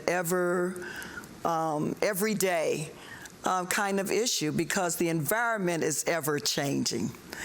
And if we're going to, the fisheries in Florida, problems there as well. If we're going to make a serious difference, then we've got to stay on top of it every day. So no, we're not doing enough. Thank you for reminding us. Yeah, I agree. I think, look, it's, when I was a kid, the big scare was the hole in the ozone layer, right? And we have done a lot to mitigate that. I don't actually know what the latest is on the hole in the ozone. I haven't heard about it in a while, so it's probably okay. We're doing better. But that's why we don't use styrofoam and everything anymore, or hairspray, I guess, whatever. But yeah, it was hairspray was the big one. But yeah, I think, to the extent we can do more, we obviously have to do more. I mean, the amazing thing about the the Earth is we are the exact distance. Now, I happen to be a somewhat religious person, and so I'm always amazed at how perfectly we were placed by the sun to create this perfect environment. But regardless of what your religious view is, it is a very delicate balance. And I think everything we do has an effect on that delicate balance. So to the extent that we can make sure that we do no harm and that we leave the Earth off better than we found it, the better. Okay, over here. Thank you. Hi, my question is how can we keep rural communities engaged in the fight for sustainability and preventing climate change? Well, as I represent a lot of rural areas, and I got to tell you, the rural communities are some of the most environmentally engaged folks. I mean, if you look at sustainable farming, you look at during the Dust Bowls in the 1930s, it was the farmers themselves that came in and figured out, what do tree rows do? How do you preserve soil layers and all that kind of stuff? There's obviously a lot that, I even look at things like runoff, right? What these agricultural communities have done to improve. There's always more to do, but just my kind of biased view is there are some of the best environmentalists you'll actually find out there. Elizabeth? Yes. It's good to see you again. Good to see you again. Yeah, when we talk about environmental justice, let's be sure to include rural areas. I think that our response to COVID really put a spotlight on some of the gaps and vulnerabilities as it pertains to rural areas getting the services that they need from government.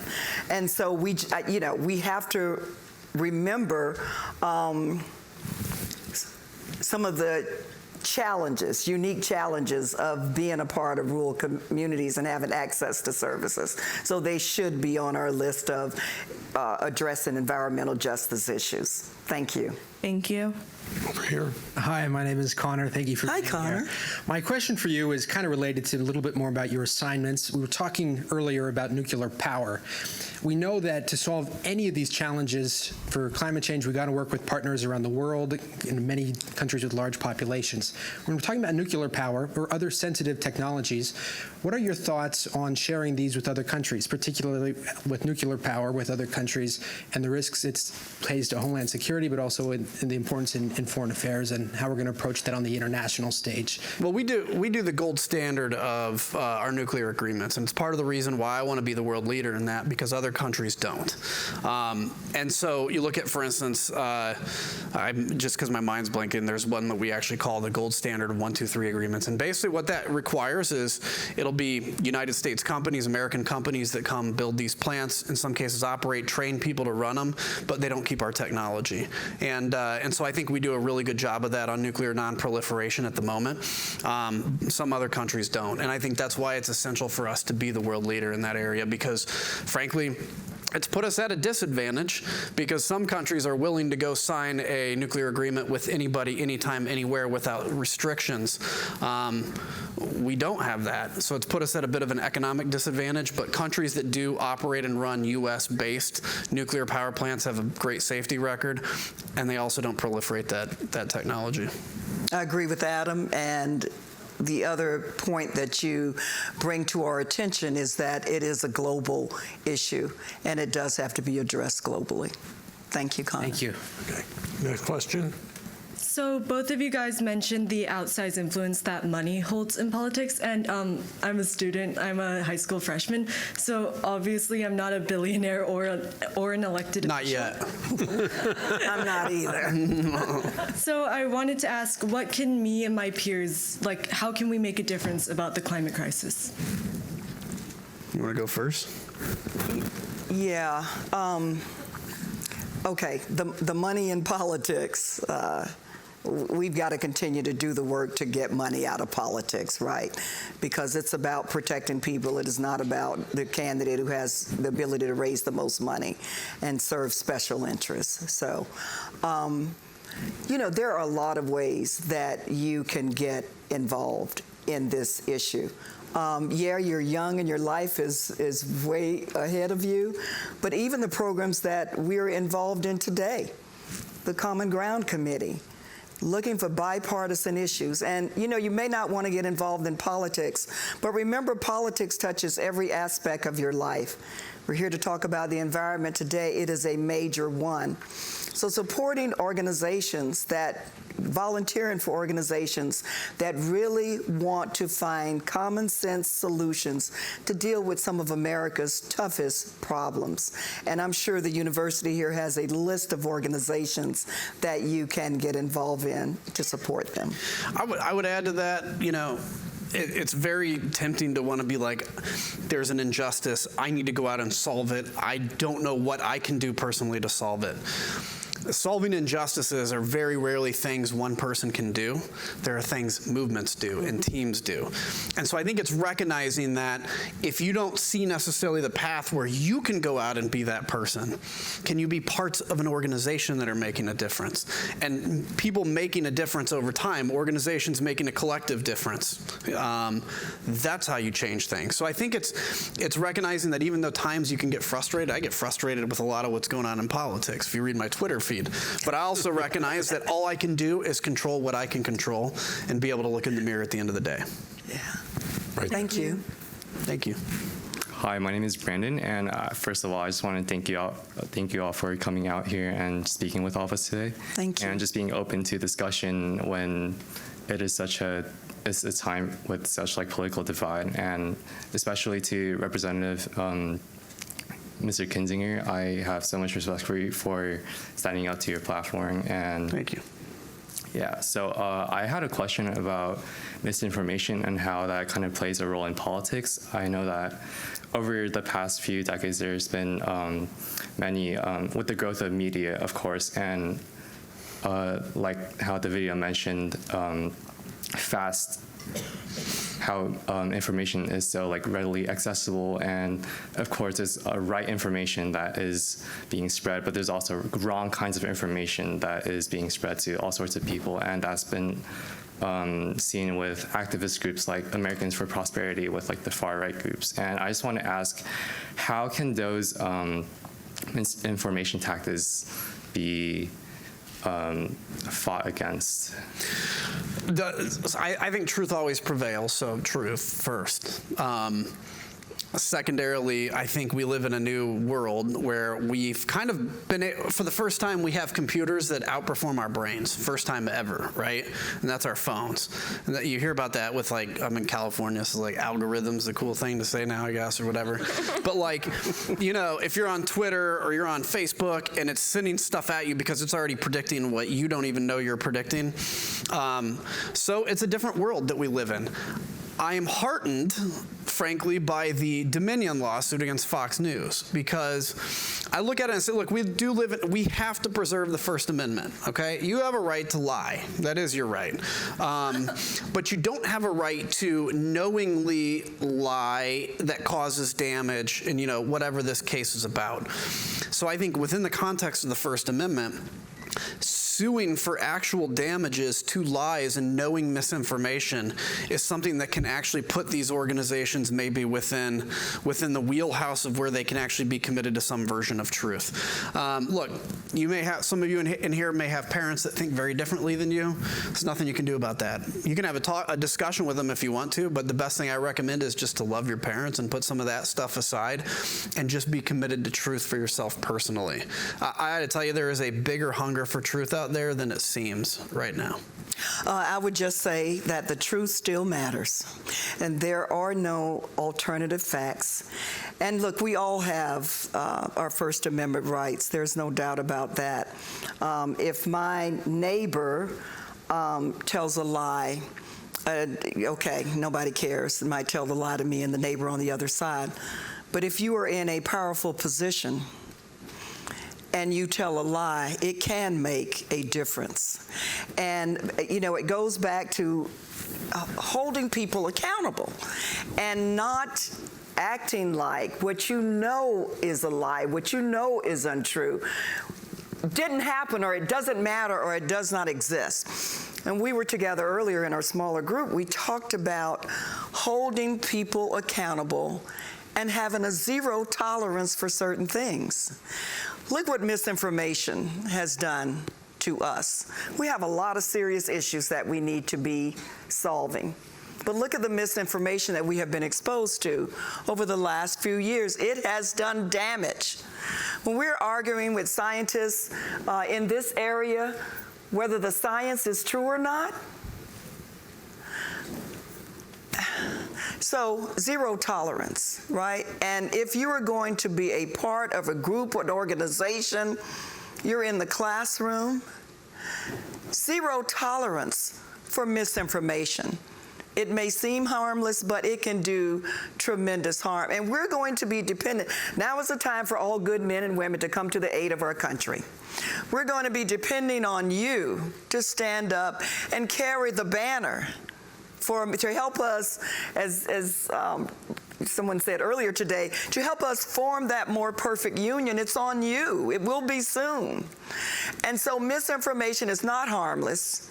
It's ugly, it's dangerous, and I expect and depend on this generation standing at the microphone to stand up against it and fight against it. Thank you. Thank you. Thank you. And I would add, by the way, that misinformation was for a long time a barrier to taking action on climate change. That's right. Here's another question from High Point University, then I'll get back to both sides here. Person says, my middle name is Ocean, and I have always cared about our oceans and seas. So how do climate issues and rising temperatures affect our oceans, our sea life, and what we've already talked about, coral reefs? We were just talking about that in Florida, in South Florida, where many of you hopefully come to vacation. We have significant flooding in South Florida, and it's directly related to sea level rise. Our Everglades, the quality of water in our Everglades, Florida's treasures, our streams, our rivers, our Everglades, are all in jeopardy because of global warming and climate change. And so we do have to, as I said earlier, because we did talk about this, we have not done enough. And we have to continue to believe in science, put politics aside, and take action to take care of this earth. Adam, you talked earlier about your faith and religion. Yeah, I think, look at the tornadoes in the Midwest and in the South. Storms in Florida, hurricanes are becoming more intense and more severe. People are dying. And so we do have to. Have we done enough? No, we have not. But now is a good time for us to all get involved in helping to protect this wonderful earth that we have. We're not going to get another one. We got to take care of this one. Okay, over here. Hello, my name's Diane. I'm in 57th grade. I wonder if either of you have heard anybody ever come up with something about waves, harnessing the power of waves. We have heard about the power of waves in Florida, but we've only had those kind of as we were making the list of alternative energy sources. But no work has seriously been done in that area. Yeah, we don't have a lot of waves in Illinois, but we do have a lot of hydropower, obviously, with the rivers and stuff. And I think, I mean, to me, it sounds intriguing. I don't know enough about it, but tides are really powerful. They just keep coming. It's on the list, yeah. Yep, absolutely. Thank you. Thank you. Over here. Hello, my name is Savannah. I'm an environmental studies student, so I'm very happy to be here. Thank you both for coming. I wanted to ask about your views. Somebody touched on it earlier, but a little more, if you could expand on your views on foreign policy and how, as an international community, we can get other countries on board because, like you said, at the end of the day, it's a global issue. And while we're working on it here, how do we get other countries to work on it with us? Well, we had an agreement. The Paris Accord agreement. I mean, I certainly think that it is a global issue and we've got to attack it globally, right? But as we both have indicated, America has to take the lead. We should be the world leader in this space. And so we need to get back to, as we hold people accountable. We have to hold other nations accountable. Adam talked about the agreements and what they need to say, and to make sure that the product, the finished product, is what we need it to be based on our standards. But this is an issue that we have to attack globally, and we have to sit down with our allies around the world. I think we enter into agreements that help to address climate change and global warming, and we can do that. Yeah, I just add, like, I agree. I think the United States and Europe and our allies together have a significant amount of the economy that gives us a lot of power in determining some of these agreements and things. But let's just be clear. I mean, if China doesn't want to do anything about the environment, they won't, right? And we can't invade them and make them. And so I think, I think it's a real challenge. I think you have put your finger on a real challenge, which is, if it's a country that has a lot of economic need and they decide it doesn't matter what their carbon output is, they're going to build more coal power plants. Not much we can do about it except to continue to talk about the science and hope they make a difference. But it is a massive problem. Thank you. Thank you both. Over here. Okay, hello, my name is Jerry. I'm a freshman in high school. So I was just wondering, concerning electric vehicles, it's estimated that 95% of electric vehicle batteries can be recycled. Do you know what's being done right now to do that? Because I feel like that would be more effective than mining rare earth minerals from the earth. I don't know, and but I think it's a great idea. Yeah, and I think if there's one problem, at least in my mind, with electric vehicles, it is the batteries.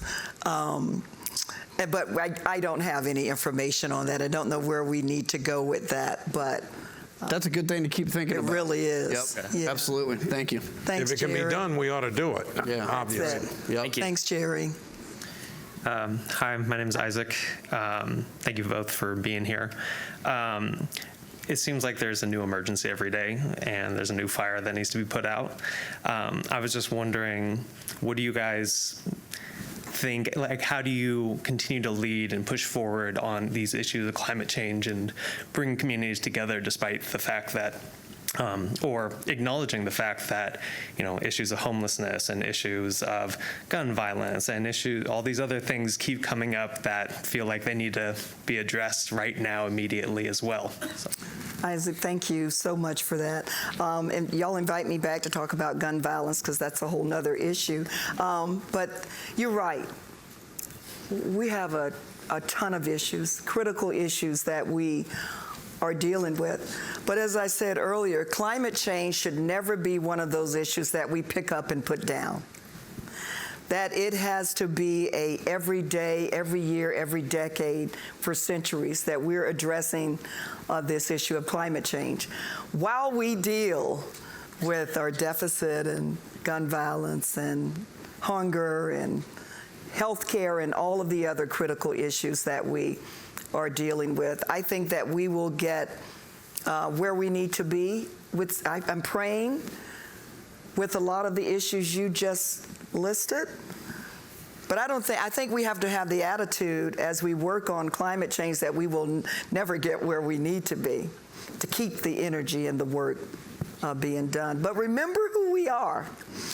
We're the United States of America. We can do anything, I believe, that we have the political will to do when we lay our differences aside and build that agenda that doesn't just work for the next election, because there's obviously too much of that going on, but an agenda that works for the American people and outlives the three of us on this stage. So thank you, Isaac.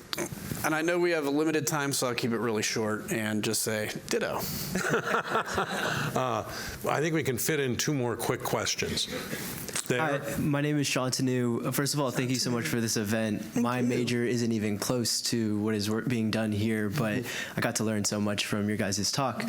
One thing you had mentioned is that every day we need a little bit more power because new things are being built, new companies are coming about. The United States economy is very much built on consumerism, but some of the things that we build sometimes require too much water or too much power. Like avocados, for example, dry out some of our fields. So should we be promoting people to consume less and buy less at the deficit of our economy? Or how do we find the good balance between these two things? I think it's a great question. I don't think it's a role for the government necessarily, but I think as individuals, yes. I mean, more stuff, by the way. Every day or at stages in my life, I make more money than I did the time prior, and I've never been happier because of it, right? More money, more stuff doesn't make you happy. It makes stuff easier, but it doesn't make you happy. What makes you happy is the friends you have, the family you have, the faith you have, whatever those core values are to you. So while I don't think that's a role for government, I think you're right on it, which is if you find yourself personally being driven by consumerism, maybe reevaluate how you are, if that makes sense. What is your major? I'm a business, arts, and technology major. Congratulations on that. I will never tell you, as an elected official or as a citizen, just to not buy more stuff, right? But I will talk to you about being responsible. And certainly as we protect our environment, there are a lot of things that individual people can do in their homes, on the jobs, every week in their neighborhoods that can help protect our environment. They may seem like little things, but it's like the 1 degree temperature and the 1 inch in sea level rise. It makes a difference. And so Adam is right. I think that the role of government, that might be a stretch, but to talk to you about being a good citizen that helps protect this good thing that we have here, I will always do that. Thank you. Quick question. I'll try to make it brief. Hi, thank you so much for being here. I'm Avery. My question is about, does Congress ever have any conversations about international economic development, specifically how countries that are developing can sort of skip their reliance on coal and oil and go straight to renewable energies? Yeah, all the time. I mean, it's when we talk about development on the Foreign Affairs Committee, it's not just how do we get people out of poverty, it's how do we get people out of poverty, frankly, on green energy and things like that. Our competitors, for instance, China Belt and Road Initiative, that's not an interest they have. It's something that we do, and so it's something that I think in Congress is thought about a lot. We talk about it all the time. Let's do something about it. Yeah. So much, Avery. I'm really sorry, but that's all the time we have for Q&A. I want to throw one last question at the two of you for a brief comment. What gives you hope that we can meet the climate challenge, and how important is it to have common ground discussions like this about that issue? The common ground discussions are critical.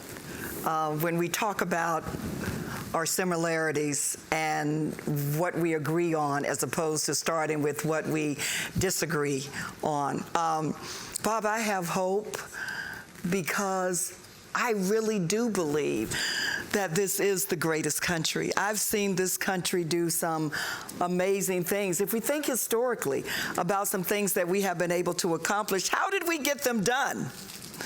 We got them done because of the will, the determination, the intellect of the American people coming together, wanting a better America and a better world.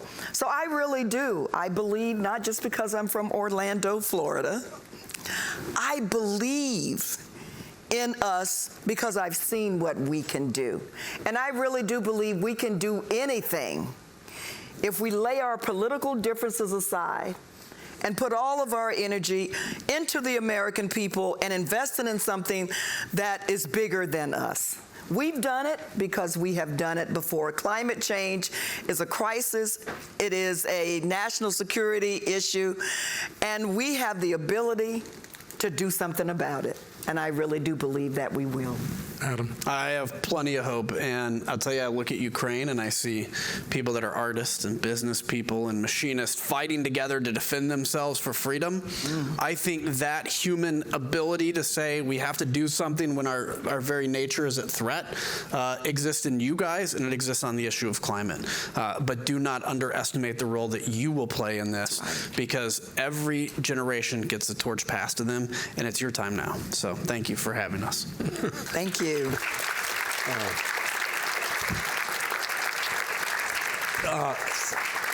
Thanks to the students at our watch party, every one of you here today, everyone watching on Zoom and Facebook, and special thanks for an enlightening and lively exchange to two extraordinary leaders who I wish still were in Congress, Val Demings and Adam Kinzinger.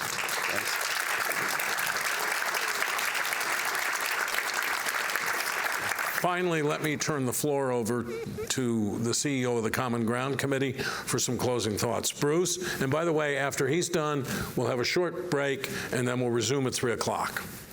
Bob, thank you so much. This was such a wonderful conversation that you guys gave us today, and it certainly lived up to the Common Ground Committee motto of bringing light, not heat, to public discourse.